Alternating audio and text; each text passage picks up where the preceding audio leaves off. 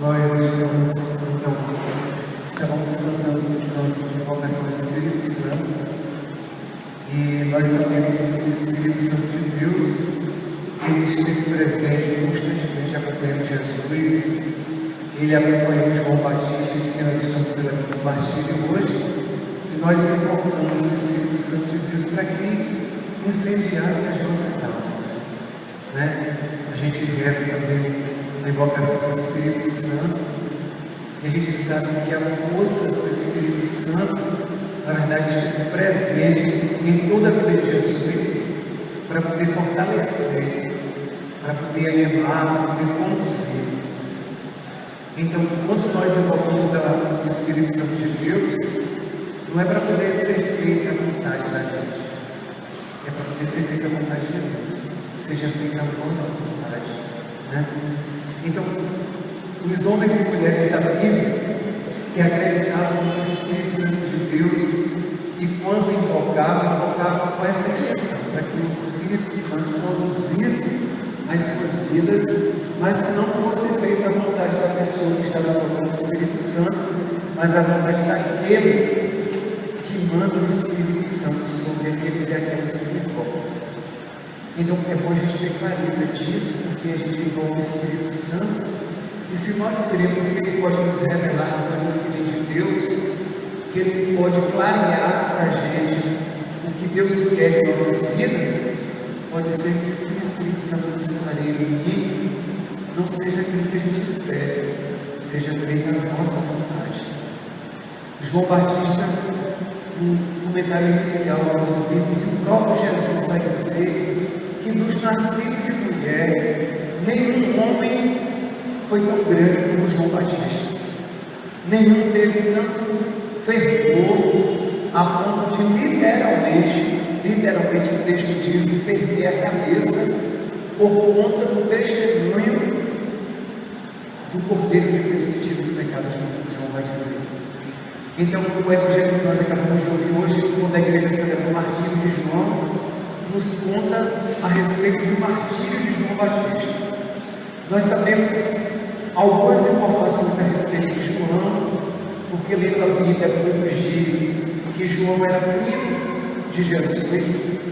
O Evangelho nos apresenta inclusive no momento quando Maria, a mãe de Jesus, vai visitar sua prima Isabel, que caminha mais ou menos uns 100 quilômetros para poder chegar na casa de Isabel, e Isabel estava grávida de João Batista.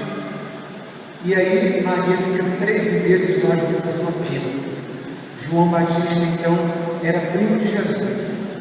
E o Evangelho depois vai nos mostrar em outro momento que a criança, João Batista, vibrou no ventre de sua mãe quando ele ouve a voz de Maria, a mãe de Jesus. Então João e Jesus já se conheciam mesmo antes do nascimento, a Bíblia nos diz, e já vibravam com o projeto de Deus que eles vieram para poder testemunhar. João vai dizer assim: aquele que vem depois de mim, fazendo uma referência a Jesus, eu não sou digno nem de desatar as sandálias, a correr de suas sandálias, fazendo uma referência a Jesus. E ele vai dizer: só vós clama no deserto, preparai os caminhos do Senhor. E João então vai envolver a sua vida de tal maneira com esse projeto que ia ser ampliado em Jesus, que ele se coloca como aquele que vai abrir o caminho para que Jesus possa passar. E literalmente João vai derramar o seu sangue para poder testemunhar o projeto. Nós temos no Evangelho que nós acabamos de ouvir alguns personagens.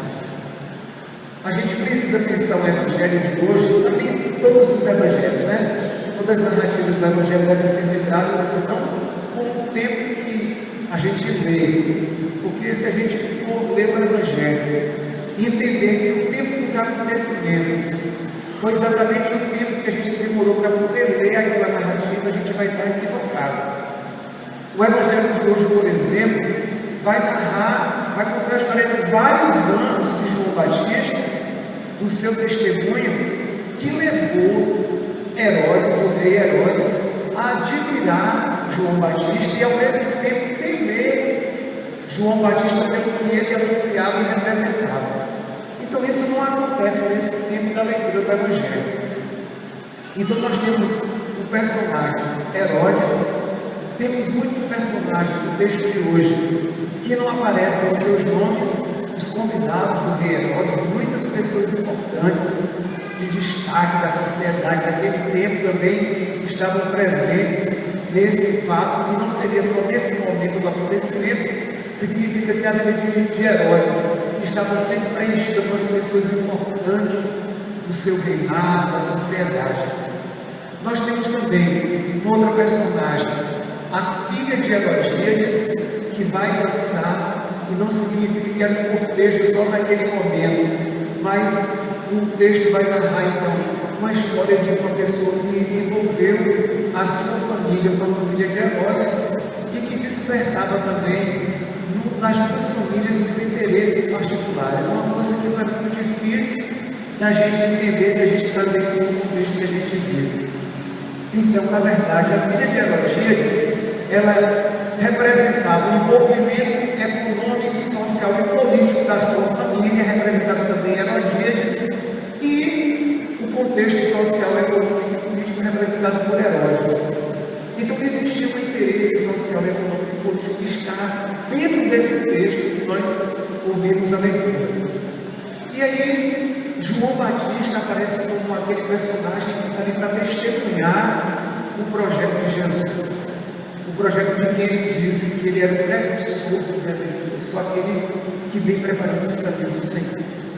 Então nós temos personagens bem diferentes. Herodíades, aquela que pede a cabeça de João Batista, a filha de Herodíades, que dança para poder encantar o público e o rei Herodes.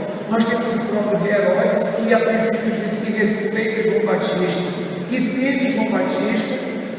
E nós temos João Batista, aquele que é temido por Herodes, aquele que é testemunha verdadeira do anúncio do Evangelho, aquele que não nega o projeto que veio anunciar, não arreda o pé, mesmo quando a sua cabeça rola, literalmente. Então nós temos desse Evangelho alguns personagens com comportamentos e atitudes bem diferentes, alguns com interesses próprios, e João Batista que representa o interesse do povo de Deus, que o projeto de Deus seja estabelecido entre as pessoas. Ler o Evangelho, ler a Bíblia e colocar o texto da Bíblia e os personagens da Bíblia distante da nossa realidade não nos faz participantes desse projeto. Nós devemos lembrar, eu disse no começo da celebração, nós viemos celebrar, não viemos assistir à missa. Nós precisamos também ler a Bíblia, entrar na Bíblia como um personagem da Bíblia.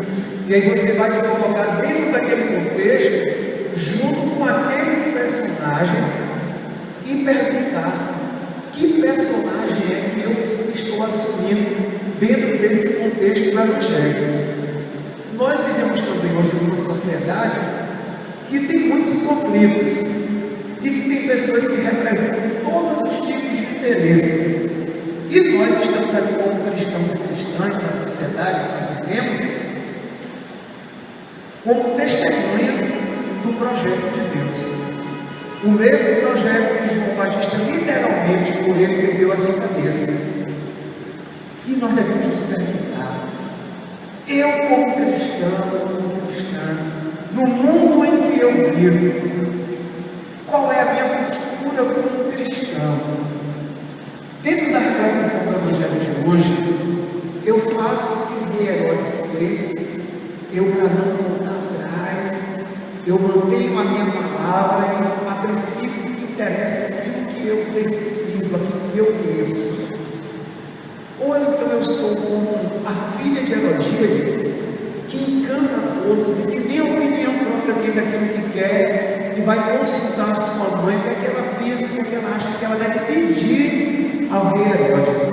Ou então, como a própria Herodíades, que pensando no seu patrimônio pessoal, no interesse político, social e econômico seu e da sua família, vai pedir cala a boca de João Batista, porque ele pode destruir o nosso projeto.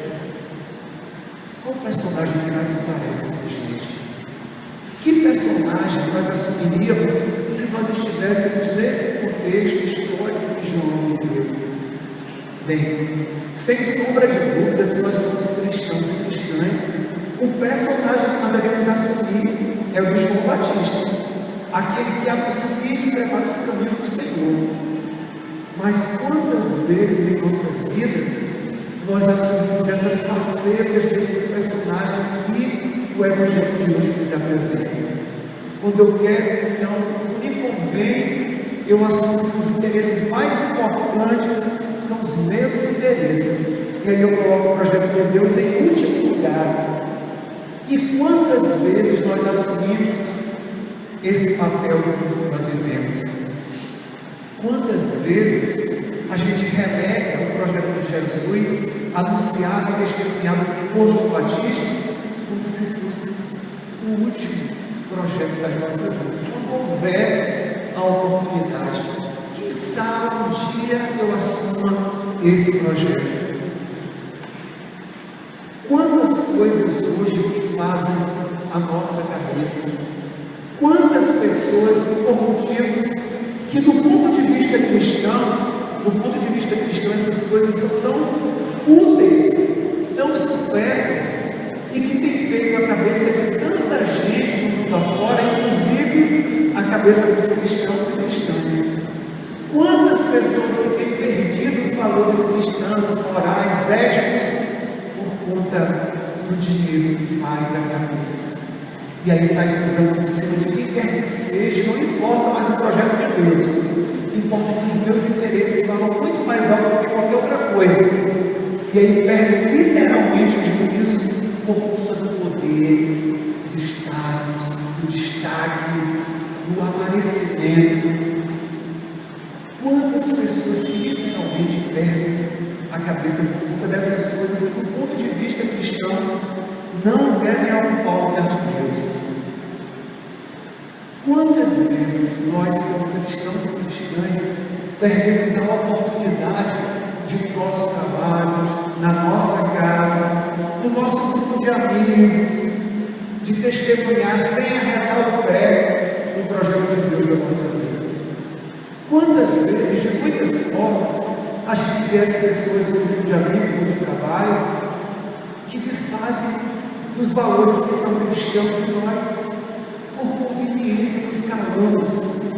Não temos nem a coragem de dizer: não, isso aqui está errado, eu não concordo com isso aí. Eu posso até respeitar o seu ponto de vista, mas a minha postura diante disso é essa.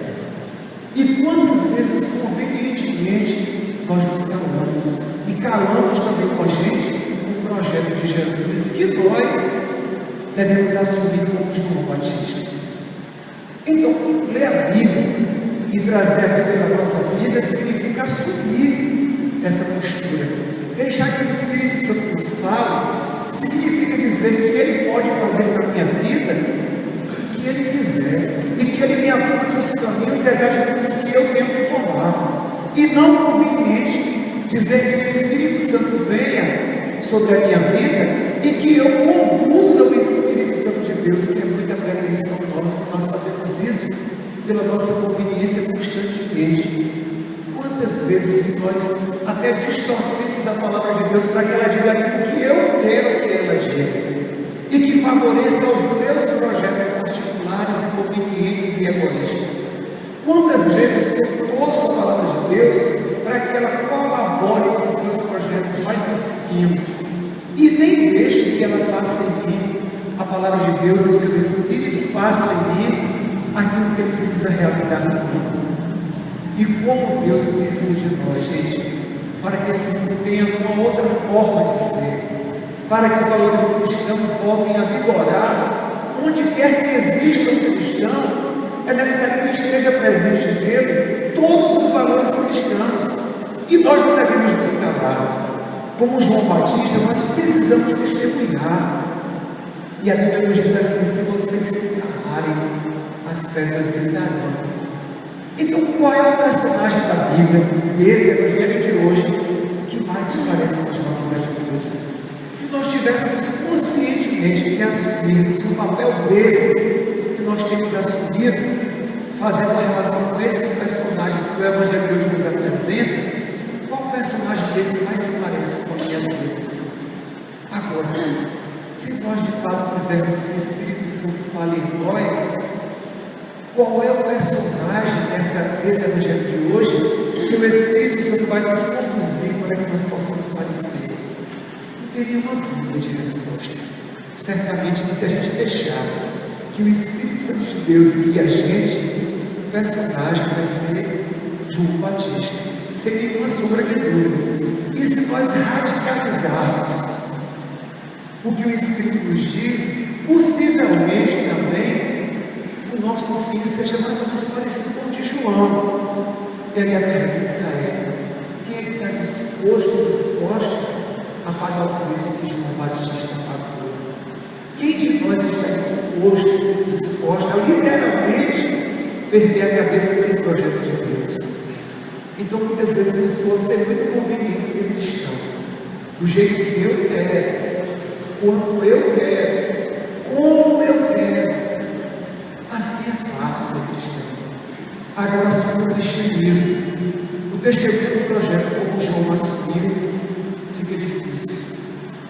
Mas não se nós estivermos guiados e guiados pelo Espírito Santo de Deus, que nós possamos confiar com mais fervor nessa força que vem de Deus, chamada de Espírito Santo, que nós possamos baixar todas as nossas resistências, para que o Espírito Santo de Deus anuncie em nós aquilo que deve ser feito por cada um de nós. Da mesma forma como Maria, que nós possamos estar grávidos do projeto de Deus e deixar que os frutos que nós vamos produzir, porque ouvimos a voz do Espírito Santo, sejam frutos anunciados e vividos por Jesus. Que nós possamos nos permitir a graça de receber de Deus a força do seu Espírito e nós temos que conduzir por Ele. Louvado seja o Senhor Jesus Cristo. Para sempre seja louvado.